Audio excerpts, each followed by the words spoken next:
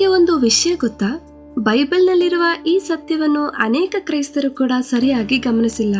ಆದ್ರೆ ಇದನ್ನ ಅರ್ಥ ಮಾಡ್ಕೊಂಡ್ರೆ ಎಲ್ಲವೂ ಬದಲಾಗುತ್ತೆ. ಬೈಬಲ್ ಮೊದಲಿನಿಂದಲೂ ಒಂದೇ ಒಂದು ಕಠಿಣ ಸತ್ಯವನ್ನೇ ಹೇಳ್ತಲೇ ಇದೆ. ಅದೇ ಪಾಪದ ಸಂಬಳ ಮರಣ. ಅಂದ್ರೆ ಪಾಪ ಯಾವಾಗ್ಲೂ ಒಂದು ಬೆಲೆಯನ್ನು ಕೇಳ್ತೆ ಅಂತ.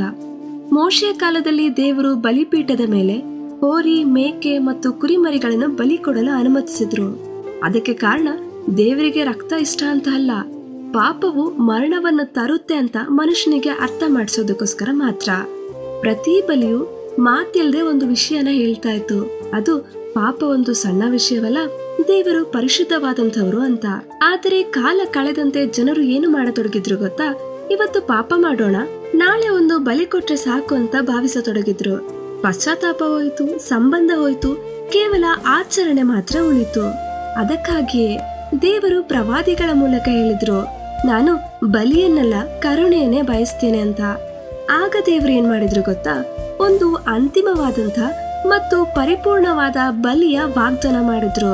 ಪಾಪವನ್ನು ಟೆಂಪ್ರವರಿಯಾಗಿ ಮುಚ್ಚುವ ಬಲಿಯಲ್ಲ, ಅದನ್ನು ಪೂರ್ತಿಯಾಗಿ ಸಂಪೂರ್ಣವಾಗಿ ನೀಗಿಸುವಂತ ಬಲಿ.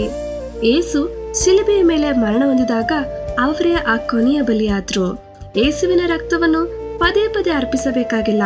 ಆ ಒಂದೇ ಬಲಿ ಎಲ್ಲ ಜನರಿಗೂ ಎಲ್ಲ ಕಾಲಕ್ಕೂ ಸಾಕಾಗಿದೆ. ಏಸು ಶಿಲುಬೆಯ ಮೇಲೆ ಎಲ್ಲವೂ ತೀರಿತು ಎಂದು ಹೇಳಿದ ಆ ಕ್ಷಣದಲ್ಲೇ ದೇವಾಲಯದಲ್ಲಿದ್ದ ತೆರೆಯು ಎರಡಾಗಿ ಸೀಳ್ತು. ಅದರ ಅರ್ಥ ಏನು?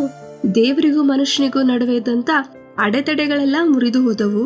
ದೇವರು ಪ್ರಾಣಿ ಬಲಿಗಳನ್ನು ನಿಲ್ಲಿಸಿದ್ದು ಅವರ ಮನಸ್ಸು ಬದಲಾದ ಕಾರಣಕ್ಕಲ್ಲ, ಅವರು ಅದಕ್ಕಿಂತ ಶ್ರೇಷ್ಠವಾದದನ್ನು ನಮ್ಗೆ ನೀಡಿದಕ್ಕಾಗಿ.